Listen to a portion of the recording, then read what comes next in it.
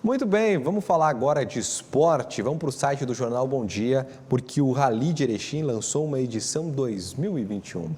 Olha, o Erechim Auto Esporte Clube lançou na noite da última terça-feira a edição 2021 do Rally de Erechim.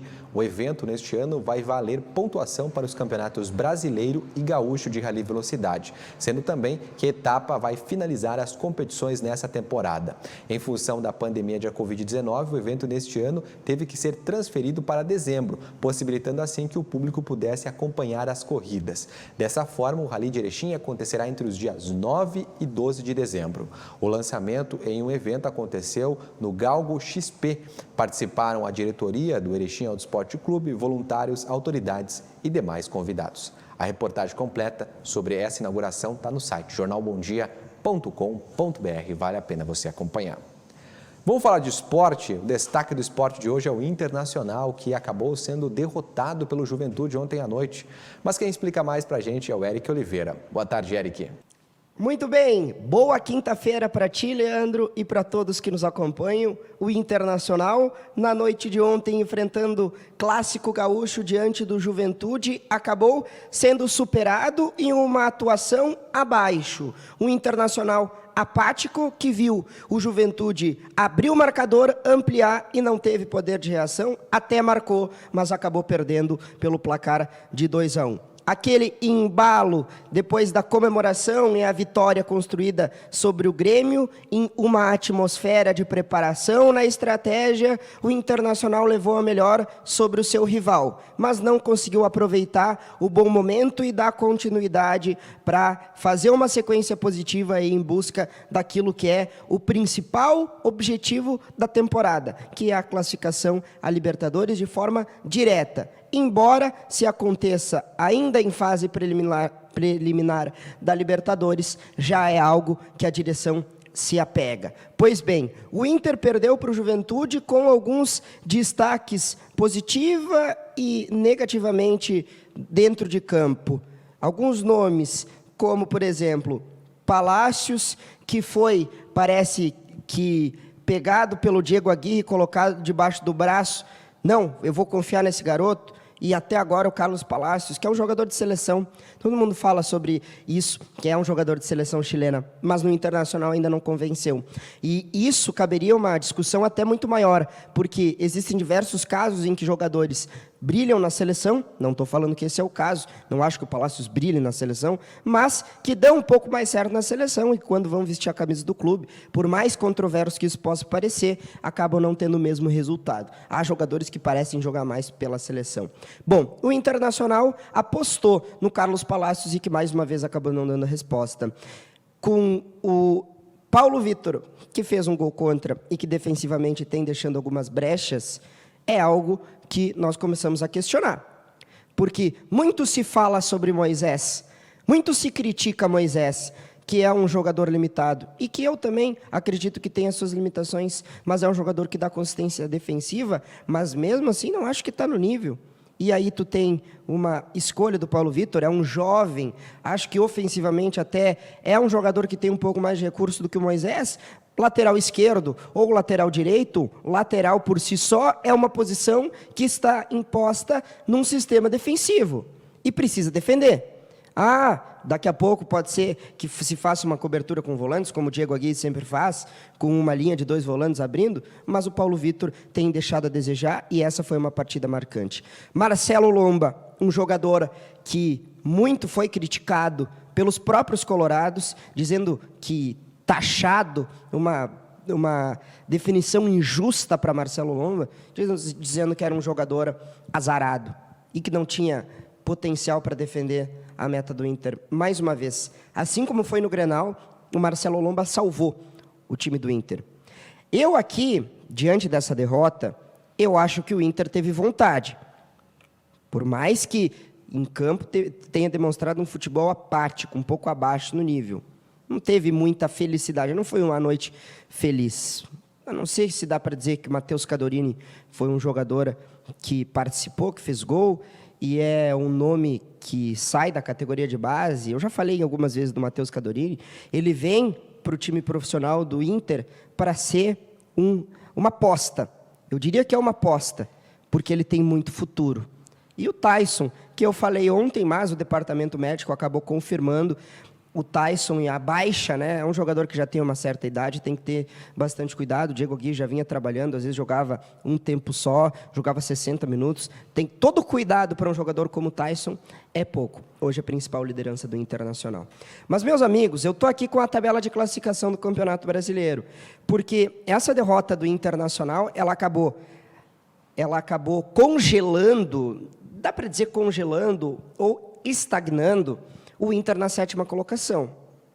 Podemos ter G8, podemos ter G9, podemos, né? Vaga indireta para a Libertadores, indiretamente para a Libertadores.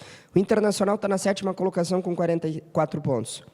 Corinthians e Bragantino, agora o Corinthians aumentou a sua distância para 3 pontos. Corinthians e Internacional agora tem uma distância de 3 pontos. E o Bragantino, com 49, tem uma distância para 5 pontos. Então, o Inter queria entrar no G6 e agora viu que fica difícil, que está difícil. E essa reta final é aquilo que sempre se fala, os times que estão lá embaixo, eles começam a jogar uma vida em cada partida para escapar da degola, do desespero. Então, vai ficar complicado. Eu ainda tenho confiança. Eu acho que o Inter vai conseguir essa vaga, mas precisa jogar mais do que jogou ontem em Caxias do Sul.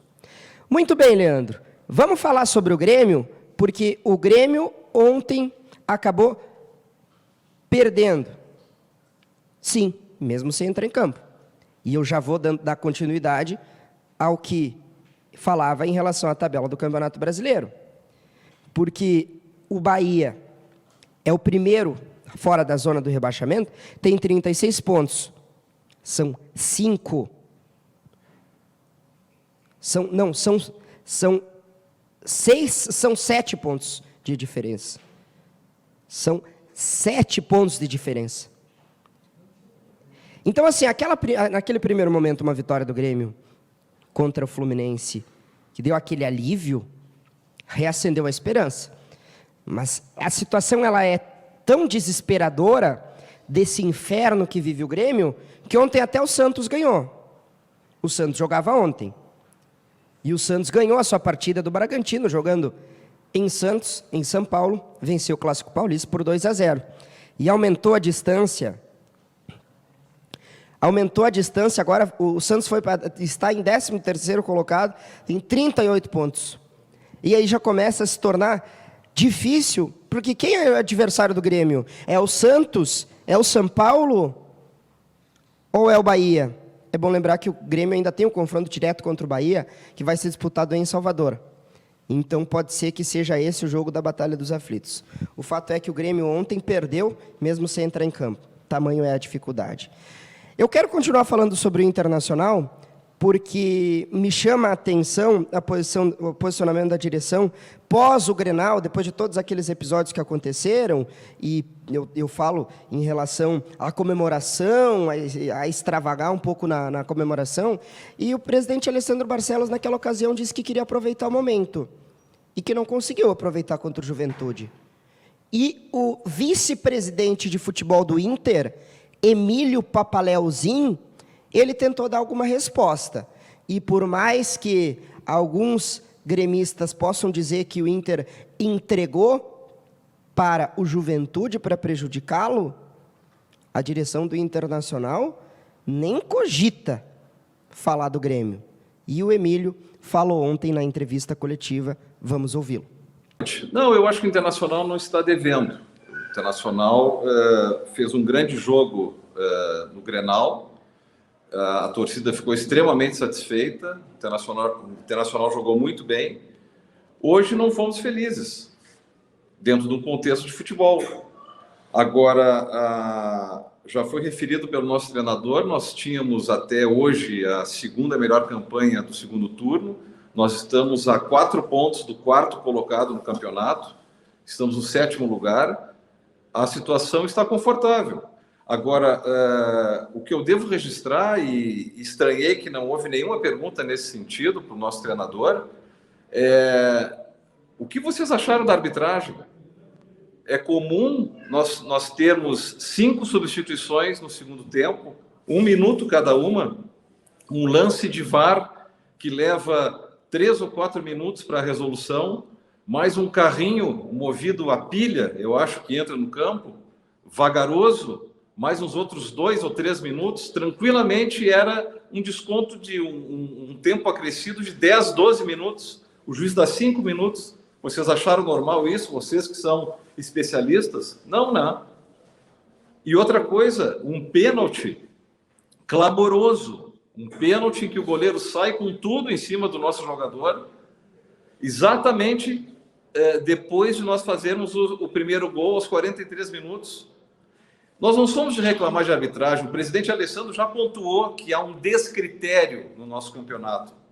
Nós não sabemos o que é falta, nós não sabemos o que é cartão amarelo mais, nós não sabemos o que é cera técnica. Então, acho que hoje o juiz, infelizmente, nós não somos de reclamar de arbitragem, mas ele influiu no resultado, sim. Nos tirou tempo precioso, porque o time estava embalado para empatar o jogo e acabou não acontecendo. Então, acho lamentável, nós estamos indignados, nós da direção, a comissão técnica, os jogadores, há um clima de indignação no vestiário, porque essas coisas estão se repetindo. E assim não dá. Muito bem, Leandro. Quem falou também foi o Diego Aguirre, o técnico que eu elogiei por várias vezes, mas que às vezes parece não conseguir tirar mais do que esse grupo de jogadores pode dar. Essa é uma análise. Será que o Diego Aguirre conseguiu tirar isso é o máximo desse grupo? Será que o técnico tem limitações? Ou é o grupo de jogadores que tem limitações para o Internacional estagnar na 7ª colocação? Essa não é a posição que o Inter tem que estar. O Diego Aguirre falou sobre as suas escolhas e sobre o resultado, na entrevista coletiva também. Vamos ouvir o que disse o técnico colorado. Acontece, pusimos muita energia no Grenal e talvez isso nos prejudicou um pouco, mas a ideia não foi que no quisimos atacar, siempre planteamos para ganhar o jogo. Hoje o rival presionou bem e nos impediu por alguns momentos de encontrar situações de ataque, como você fala no segundo tempo.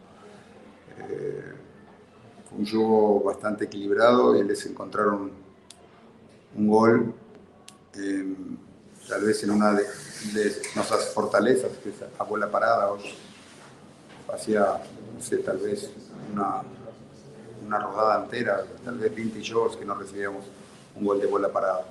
Y a veces eso muda, a veces el gol encuentra los espacios y bueno, también es verdad que tuvimos perto de empatar no final, acho que poderíamos ter feito um jogo melhor. Muito bem, Leandro. Dupla Grenal agora fica nesse restante de semana para os jogos do final da semana. Do final de semana, né? E que vai algum tempo ainda. Bom, vamos lá. O Ipiranga. Eu quero falar sobre o Ipiranga porque na semana passada eu havia dado uma informação sobre uma possível saída do Renan Mubarak, executivo de futebol, que teve uma passagem lá em 2014, retornou em 2017 e que atualmente vem exercendo o cargo de executivo de futebol do Ipiranga. Esse é o cargo que formalmente é dado para o Renan Mubarak. Mas quem conhece os bastidores de Ipiranga sabem que o Renan é responsável por uma série de pontos e que extrapolam a função apenas de olhar para o futebol e fazer as negociações de coordenar o futebol. O Renan Mubarak, na gestão Adilson Luiz Stankiewicz, tem funcionado como um braço direito do presidente Adilson. É ele quem organiza a questão logística, é ele que vai atrás de uma série de outras questões, inclusive na escolha do técnico Júnior Rocha. Quem se dava muito bem com o técnico era o próprio Renan Mubarak, que conhecia o Júnior Rocha ainda da época do São Leopoldo. Inclusive os dois aproveitando férias nesse momento e justas porque trabalharam o ano inteiro nessa temporada que chegou ao fim do Ipiranga. Essa é uma quinta-feira que começa com algumas dúvidas, porque o presidente Adilson deixou claro que algumas conversas já foram iniciadas, eu ainda não sei em qual estágio elas estão, mas imagino que devam estar no estágio inicial. Foram feitas investidas para o técnico Júnior Rocha durante todo o campeonato, durante a segunda parte, principalmente, do Campeonato Brasileiro. E sim, há propostas para o Júnior Rocha sair do Ipiranga. Mas há consenso também entre os membros do Conselho Deliberativo, o pessoal que coordena o Ipiranga, e da direção, que é comandada, capitaneada pelo presidente Adilson e pelo José Escúcio, que é o vice-presidente, que o técnico Júnior Rocha é o nome preferido para seguir no Ipiranga no ano que vem. Mas essas conversas foram iniciadas e eu não sei ainda em que estágio estão. E o Caxias, os bastidores do Caxias, eles dão conta de que há, sim, um interesse firme e que já foram feitas conversas e que estariam já, o indicativo é de que algo mais encaminhado já foi conversado e estabelecido com o Renan Mubarak para abraçar o cargo de diretor de futebol do Caxias. Hoje é bom lembrar que o Ipiranga está na Série C, se manterá na primeira divisão do Gauchão e o Caxias está na Série D do Brasileiro. Se o Renan vai sair ou não, eu ainda não tenho essa resposta, mas é preciso expor para o torcedor do Ipiranga que no ano que vem novas mudanças podem ser feitas no que diz respeito à estrutura do departamento de futebol e também da comissão técnica do Ipiranga. Alexandre Andrés, o preparador físico, está aqui há algum tempo. Eu não tenho informação se vai permanecer ou não. Todo mundo sabe que é uma das principais figuras. O Ali Andrés tem algumas passagens interessantes e, como destaque, o Criciúma, onde foi vitorioso na terceira divisão, na Série C. Então, é um cara identificado com o Erechim, todo mundo sabe disso, filho do Tite, o pessoal conhece. Então, o Ali Andrés tem uma identificação com o Erechim e com o Ipiranga Futebol Clube. Se isso vai dizer alguma coisa, se ele vai ficar ou não, eu não tenho essa resposta. Nós vamos trabalhar durante o final dessa semana e também na semana que vem, porque agora a temporada já terminou para o Ipiranga, para saber quais desses jogadores vão permanecer, porque a espinha dorsal em 2019 permaneceu para 2020, se isso vai se repetir para 2021, e para quem fica naquela dúvida em relação a uma possível saída do presidente Adilson, não há nada que o impeça de ter sequência no cargo. Não há nada no estatuto que proíba ou que dê uma limitação para que o Adilson, que já teve esse biênio que o pessoal chama repetido, que ele possa chegar e dar continuidade no ano de 2022. Há quem espere que o presidente Adilson fique, há quem espere que ele deixe o cargo. Isso é algo que o pessoal comenta muito, mas é bom lembrar, e eu enfatizo isso, que a gestão do Adilson Stankiewicz, frente ao Ipiranga, foi uma gestão correta e uma gestão que, aí é fato, eu não preciso nem falar, porque os fatos estão aí. Um Ipiranga que estava na segunda divisão no Campeonato Gaúcho, chegou à primeira, chegou brigando lá em cima e que há 3 anos disputa há 3 anos com todas as limitações, com todas as dificuldades, o acesso à Série B. Então, a avaliação é extremamente positiva da gestão da Adilson. Se vai continuar, aí é uma pulga que vai ficar na orelha do torcedor, pelo menos por algum tempo. Nós vamos ver se conseguimos um contato com o Júnior Rocha ainda nessa semana. Leandro, um abraço para todo mundo e agora resta ficar na torcida, já que o Ipiranga não entra em campo mais nesse ano, para o Atlântico, que tem um jogo decisivo na segunda-feira contra a CBF em Carlos Barbosa. Uma ótima quinta-feira para ti, Leandro, e para todos que nos acompanham. Até a próxima.